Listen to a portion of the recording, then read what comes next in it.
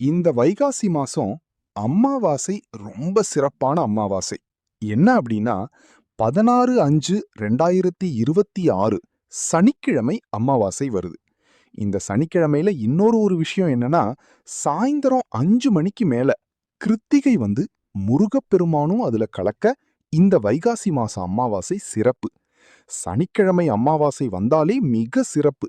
புராணங்கள்ல இருந்து சொல்லப்படுகிறது. அமாவாசையானது பித்ருக்களுடைய நாள், முன்னோர்களுடைய நாள். சனிக்கிழமையா இருக்கிறதுனால சனி பகவானுடைய அனுக்கிரகம் இங்க உண்டு. நம்ம முன்னோர்கள் எல்லாம் யார் தெரியுமா? எம்பெருமான் ஸ்ரீ ரிஷ பகவான் தான்.